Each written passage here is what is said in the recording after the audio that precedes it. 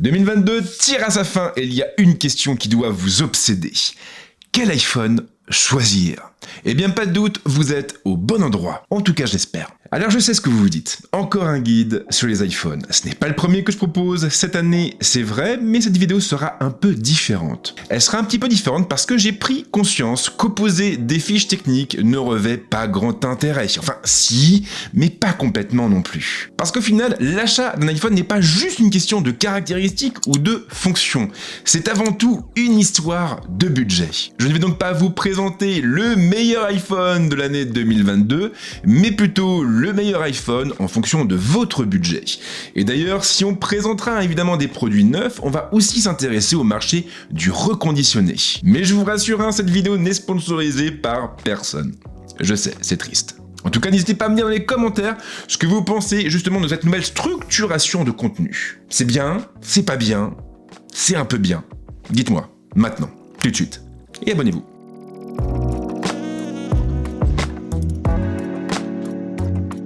Alors si vous vous rendez sur le site d'Apple, là maintenant tout de suite, vous constaterez que l'iPhone le moins cher est l'iPhone SE de 2022. Un iPhone SE que j'avais pu tester en début d'année et que j'avais plutôt aimé. Sauf que voilà, cet iPhone SE 2022 est tout de même proposé au prix de 559 €. Et ça c'est pour la version 64 Go. Sauf que voilà, vous de votre côté, vous avez moins de ressources et vous ne pouvez pas vous permettre de lâcher 550 € dans un smartphone. En réalité, vous avez un budget assez limité qui ne peut pas dépasser les 300 €. Et bien là, c'est sûr, vous n'aurez pas l'un des derniers iPhones, mais vous pourrez quand même vous faire plaisir. Alors clairement, à moins de 300 €, eh bien, vous n'avez pas vraiment l'embarras du choix. En réalité, le seul modèle que vous pouvez prendre, c'est l'iPhone SE de 2020. En tout cas, c'est vraiment le modèle qui est le plus adapté aux besoins d'aujourd'hui. Alors bien sûr, il est très difficile à trouver neuf, mais on a pas mal d'offres reconditionnées que je peux vous montrer. Chez Sosh, par exemple, vous pouvez le trouver en ce moment à 299 €, on est donc bien sous la barre des 300 €, avec une garantie légale de conformité de 24 mois, ce qui fait toujours plaisir. Mais voilà, vous pouvez l'avoir encore un petit peu moins cher en allant chez Boulanger, et là vous pouvez donc récupérer 10 € sur le prix de vente, un prix de vente qui du coup tombe à 289 €. C'est pas mal, mais vous avez aussi une troisième option. Et cette troisième option, c'est Amazon. Tout le monde ne le sait pas forcément, mais Amazon aujourd'hui propose beaucoup de produits reconditionnés. Et là, clairement, on a des prix qui sont vraiment hyper intéressants.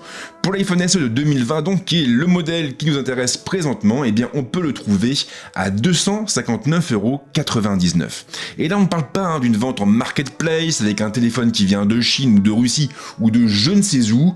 Là, en l'occurrence, l'achat se fait directement par le biais de la filiale verte du géant américain, Amazon Renewed. Mon accent anglais est terrible et en réalité il est de pire en pire. Donc c'est un prix qui est vraiment chouette, surtout que pour ce prix-là, vous avez le modèle 64 Go. Mais si vous voulez aller un petit peu plus loin, c'est possible. La version 128 Go est ainsi proposée, elle aussi sous la barre des 300 €.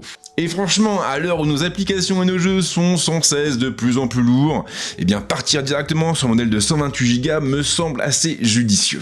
Alors après, bien sûr, vous pouvez aussi remonter un peu plus loin. Par contre, je vous recommande de ne pas vous diriger vers un iPhone 7 ou un iPhone 8. Ces modèles ont pas mal vieilli, leur puce aussi, et niveau mise à jour, ça devient de plus en plus compliqué. Par contre, vous avez par exemple l'iPhone 10 ou même l'iPhone 10R qui sont proposés tous les deux sous la barre des 300 € en reconditionné. Maintenant, attention, parce que les prochaines versions d'iOS, normalement, ne devraient pas pouvoir tourner sur ces appareils. La prochaine peut-être, mais celle d'après, j'y crois pas trop. Maintenant, il faut aussi reconnaître que tout le monde n'a pas forcément besoin des toutes dernières nouveautés logicielles et que vous avez des gens en fait qui veulent juste un iPhone pour téléphoner, pour envoyer des messages, pour aller sur internet. Et dans ce cas spécifique, clairement, un de ces modèles peut suffire. Et d'ailleurs, je précise que vous avez dans la description de la vidéo des liens qui pointent vers tous les produits que j'évoque ici.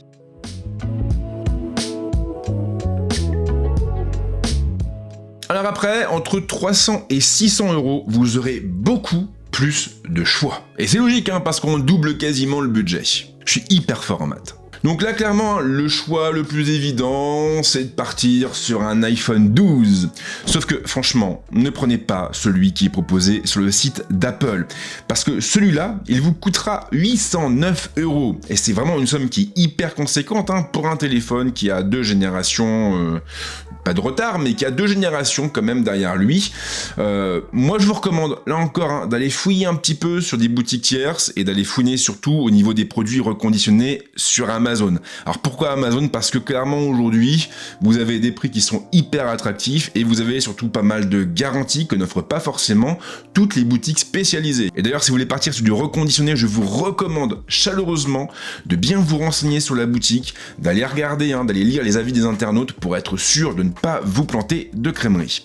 Donc chez Amazon, qu'est-ce que nous avons? Eh bien nous avons l'iPhone 12 qui est proposé à 545 € en vente directe et en excellent état. Et je le précise pour ceux et celles qui ne seraient pas au courant, mais quand vous achetez un produit reconditionné, vous avez un état en fait qui lui est affecté. Vous avez état correct, vous avez état médiocre, vous avez bon état et vous avez excellent état. Donc concrètement, un produit reconditionné qui est en excellent état peut présenter quelques traces d'usure comme des micro-rayures par exemple, mais il est quasiment comme neuf. Et là, en l'occurrence, tous les prix que je vous donne dans ce guide, ce sont des prix qui valent pour des produits qui sont en excellent état. Parce que vous ne méritez que l'excellence. Magnifique. Donc, nous avons l'iPhone 12 à 545 € en vente directe et en excellent état, comme je viens de le dire, avec une garantie d'1 an, ce qui est plutôt cool. Et ce qui est vraiment encore plus sympathique, c'est que vous pouvez même monter au modèle 128 Go, qui est lui aussi proposé sous la barre des 600 €. Alors là encore, le stockage, on n'est pas tous égaux devant, mais 64 Go, ça fait quand même pas énorme. 128 Go, c'est mieux, clairement. Ensuite, nous avons l'iPhone 12 mini aussi, qui est encore moins cher. Alors l'iPhone 12 mini n'est pas le dernier des iPhone mini, mais clairement, il a le même gabarit, et c'était vraiment un appareil que j'adorais, en dépit d'une autonomie qui était quand même très perfectible. Donc l'iPhone 12 mini, vous pouvez le trouver donc toujours chez Amazon à 499 € en version 64 Go. Et donc là, on est carrément sous la barre des 500 €. Et oui. Ou bien à 509 € en version 128 Go. Donc 20 balles de plus, vous doublez le stockage. Moi, je dis ça, je dis rien, mais 20 balles, franchement, par les temps qui courent, voilà. C'est quand même intéressant. Et vous pouvez aussi le prendre carrément en version 256 Go pour avoir un iPhone mini XXL, n'est-ce pas? Et là, par contre, il vous coûtera 580 €. Donc on est toujours sous la barre des 600 €. Mais voilà, la différence entre les 128 et les 256 Go est un petit peu plus conséquente qu'entre les 64 et les 128 Go. Alors après, si vous voulez du neuf, en gros, vous n'aurez pas des masses de choix. Sur le site d'Apple, le seul appareil qui est proposé sous la barre des 600 €, c'est l'iPhone SE de 2022, qui reviendra du coup à 559 €. Alors c'est un petit téléphone qui est vraiment génial. Alors certes, le design est un petit peu vieillot, mais moi j'aime bien. Voilà, j'aime bien ce côté justement rétro. J'aime bien aussi le fait d'avoir une puce qui est quand même très puissante à son bord, ce qui permet du coup d'affronter sereinement l'avenir. Maintenant, derrière, l'autonomie est assez perfectible. Je vous le cache pas. Donc ce que vous pouvez faire aussi, c'est vous tourner vers un autre modèle qui est un petit peu plus ancien, mais qui est, on va dire, quand même assez intéressant. Et ce modèle, bien sûr, c'est l'iPhone 11. Donc chez Amazon, il faut vraiment fouiner pour le trouver, mais neuf, pas reconditionné, neuf, vous pouvez l'avoir pour 520 €. Je vous mets le lien en description, pareil. J'ai un peu galéré pour trouver ce modèle-là, mais voilà, 520 € pour un iPhone 11 neuf, c'est pas mal. Vous aurez une autonomie qui sera un peu supérieure à celle de l'iPhone SE 2022, la puce sera moins puissante, mais vous aurez 2 focales, vous aurez un grand angle et un ultra grand angle, ce qui peut être intéressant au niveau de la photo, même si les capteurs ne seront pas forcément aussi récents, donc bon, c'est un modèle qui est pas mal l'iPhone 11. Après, pour les modèles Pro. Alors, les modèles Pro sont souvent les plus chers chez Apple, et là en l'occurrence, neuf, vous n'aurez rien. Je vous le dis franchement, ne cherchez pas, vous n'aurez rien. En revanche, si vous êtes OK avec le reconditionné, eh bien vous pouvez vous tourner vers un iPhone 11 Pro ou un iPhone 11 Pro Max. Là, c'est quand même sympa. Là, je vous présente un iPhone 11 neuf à 520 €, et là, je vous dis, l'iPhone 11 Pro ou l'iPhone 11 Pro Max en reconditionné, ils sont proposés respectivement à 550 et 560 €. Donc ça veut dire que pour 30 € de différence, à peu près, vous basculez directement sur un modèle Pro avec du coup une focale supplémentaire, un zoom optique. moi, franchement, je trouve que c'est quand même assez intéressant, surtout que là encore, je le répète, je vous le rappelle, je ne parle que de produits qui sont en excellent état. Vous aurez donc juste quelques traces d'usure au pire, mais derrière, ils sont quasiment comme neufs. Donc, moi, j'aurais plus tendance à me diriger vers un iPhone 11 Pro ou un iPhone 11 Pro Max. Le 11 Pro Max, vous avez en plus une belle diagonale qui est hyper adaptée pour le multimédia, pour les jeux, donc ça peut faire l'affaire. Et si vraiment vous avez peur au niveau des mises à jour, ou si vous travaillez par exemple, je sais pas, en entreprise, et que fatalement vous avez besoin d'un produit quand même assez récent, bah là, clairement, iPhone SE 2022, vous n'aurez pas d'autre choix. Pas pour l'instant en tout cas.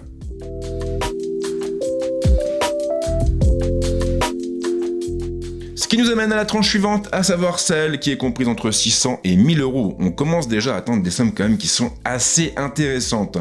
Donc là, clairement, si vous êtes du genre à commander directement chez Apple, vous avez le choix entre 3 modèles, l'iPhone 12, l'iPhone 13 mini ou l'iPhone 13. Alors, les prix sont pas les mêmes. L'iPhone 12 et l'iPhone 13 mini sont tous les deux proposés à 809 euros, mais l'iPhone 13 coûte 909 euros. Je rappelle quand même qu'entre l'iPhone 12 et l'iPhone 13, vous avez pas mal de changements, nouvelles puces, nouveaux capteurs, bon, ça peut valoir le coup. L'iPhone 13 mini, moi franchement, c'est un format que j'adore, sauf quand j'ai pas de prise à disposition, parce que l'autonomie est quand même très perfectible. Donc ça c'est pour Apple, mais derrière vous pouvez aussi vous rendre ailleurs, et notamment aller fouiner dans tout ce qui est reconditionné chez Amazon.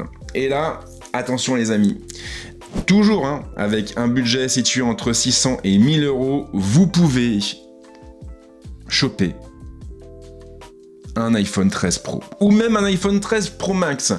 Ces deux modèles sont proposés toujours en reconditionné en excellent état chez Amazon, respectivement à 994 et 1004 euros. Je sais, je suis 4 euros au-dessus de la fourchette. Ouais, bon, c'est 4 euros quoi. Voilà, c'est quand même pas non plus la fin du monde. Donc, ça peut être une option intéressante parce que clairement sur les modèles Pro, vous avez 3 focales, vous avez le 120 Hz. Bon, c'est quand même assez sympa, vous avez une construction aussi qui est un petit peu plus solide, avec de l'acier inoxydable au niveau du pourtour, c'est sympa. Maintenant, ça reste quand même des sommes qui sont conséquentes, donc vous pouvez aussi rester sur la génération précédente. Donc on reste toujours chez Amazon, toujours en reconditionné, et là vous avez l'iPhone 12 Pro qui tourne autour des 690 euros. Moins de 700 euros. Et l'iPhone 12 Pro Max qui tourne autour des 820 euros. Et là, ce qui est hyper intéressant, c'est que vu qu'ils sont proposés moins cher que les iPhone 13 Pro et iPhone 13 Pro Max, vous avez aussi plus de marge de manœuvre au niveau de la capacité de stockage. C'est-à-dire que dans le cas de l'iPhone 12 Pro Max, qui est le modèle le plus cher, la version reconditionnée en excellent état de 512 Go de stockage est proposée à 959 euros. Donc en gros, elle est proposée au prix de l'iPhone 13 Pro avec sa version de base. Du coup, si vous stockez beaucoup de données en local, je sais pas, des documents, des photos, des vidéos, des films, des animés, ce que vous voulez, beaucoup de jeux, moi je pense quand même, quitte à perdre un petit peu en puissance, quitte à perdre un petit peu en photo, que ça peut être intéressant de basculer sur un modèle avec 256 ou 512 Go de stockage. Voilà, le stockage, clairement, je sais qu'il y a beaucoup d'adeptes du cloud, mais il y a un moment donné où le cloud a ses limites, clairement, donc on ne vit pas dans un monde complètement connecté, et des fois c'est bien d'avoir un peu de mémoire pour stocker des films, des séries quand on prend l'avion, par exemple, et qu'on n'a pas forcément accès à un Wi-Fi. Donc ça, c'est vraiment une option à considérer, je vous le recommande, parce que l'iPhone 12 Pro et l'iPhone 12 Pro Max restent excellents, tous les deux, clairement. Voilà, c'est dit, je pouvais pas faire plus simple.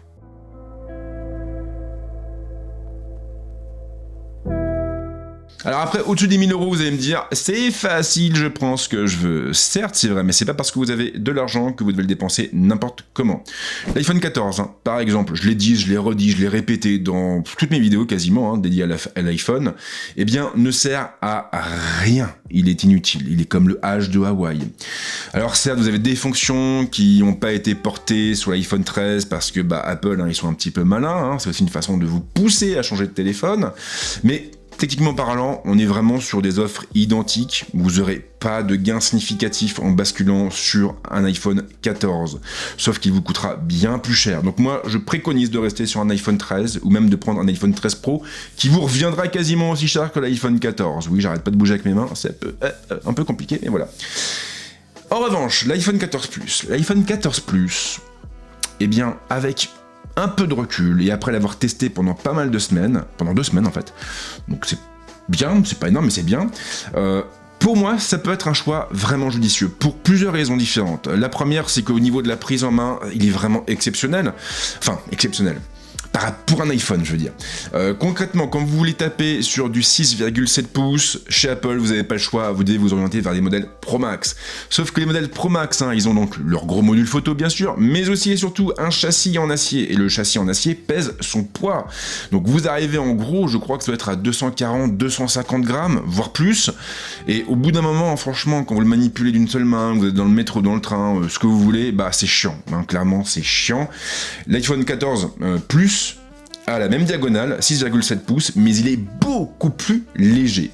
Et sincèrement, en main, ça le fait facile, même avec une seule main. Et puis surtout, il y a l'autonomie. Et aujourd'hui, c'est l'iPhone qui affiche la plus grande autonomie. Donc concrètement, un modèle avec un grand écran qui est léger, et en plus qui est très autonome, ça peut être sympa. Le prix quand même reste assez élevé, mais bon, je peux comprendre l'investissement. Après, bien sûr, il y a l'iPhone 14 Pro et l'iPhone 14 Pro Max. J'ai moi-même un iPhone 14 Pro qui est juste ici, que j'apprécie beaucoup. Maintenant, concrètement, par rapport à un iPhone 13 Pro, c'est pas non plus le jour et la nuit. Vous avez quelques trucs en plus, la puce est un petit peu plus rapide, mais ça se sent pas, parce que la puce d'avant était déjà hyper rapide. Au niveau de la photo, il faut vraiment aller dans les détails pour voir des différences. Maintenant, c'est vrai que sur le Pro, par exemple, le Pro, ça fait plaisir, quoi. Sur un iPhone 14 Pro, avec la définition qu'on a, on a vraiment de quoi faire. Après, Dynamic Island, l'encoche avec les informations qui vont bien, en vrai, c'est pas mal.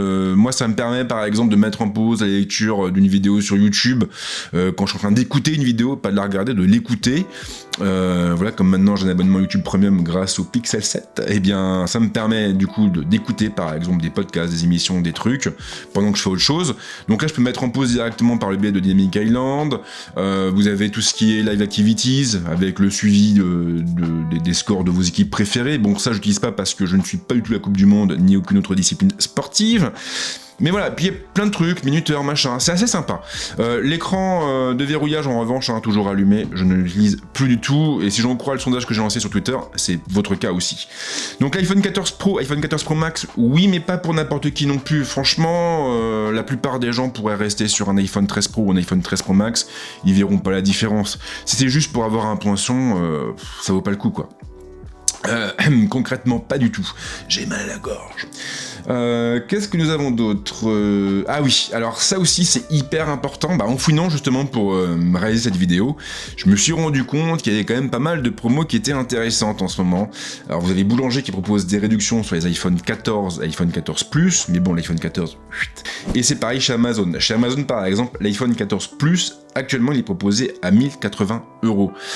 C'est pas une grosse différence avec les prix d'Apple, mais ça permet quand même de payer par exemple une petite coque, une coquinette. Peut-être pas une coquinette, une coquette? Non, pas une coquette non plus. Une coquillette, c'est déjà pris. Bref, une petite coque. Et puis là, ce qui est bien en plus, c'est que je vous parle chez Amazon d'un modèle qui sera livré avant Noël. Si vous le commandez rapidement, je précise bien. Donc c'est pas mal, c'est vraiment pas mal. En plus, c'est le modèle neuf. Vous avez le choix entre toutes les couleurs différentes. Donc ça peut être un choix judicieux. Moi, j'avoue que l'iPhone 14 Plus, avec le recul quand même, je le trouve beaucoup plus intéressant que ce que je pensais au départ. L'iPhone 14 par contre, j'ai pas changé d'avis, ne l'achetez pas. Non. C'est inutile.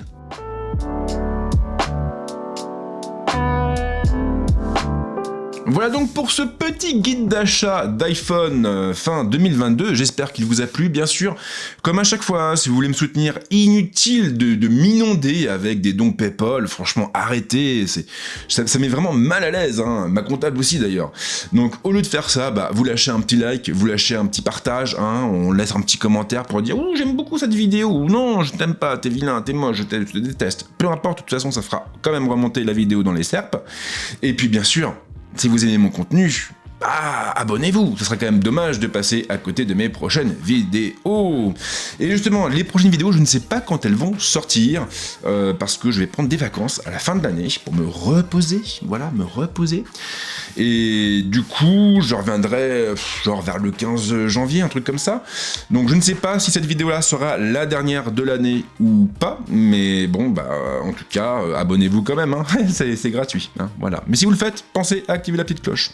Et en ce qui me concerne, je vais passer de bonnes fêtes, profitez bien avec vos proches, ou pas avec vos proches, peu importe. On peut aussi fêter Noël dignement en étant seul, je l'ai fait plusieurs années, et franchement, c'était pas si mal. Une petite série, un bon petit plat, j'étais bien, voilà, une petite bouteille de vin, voilà, ne buvez pas d'alcool si vous n'êtes pas majeur, bien sûr, mais voilà. Donc ça peut être sympa aussi de le faire tout seul, il n'y a pas de problème. Et bien sûr, je vous dis à très très vite, ou pas, avec de nouvelles vidéos, ou pas. Voilà, la bise, ciao.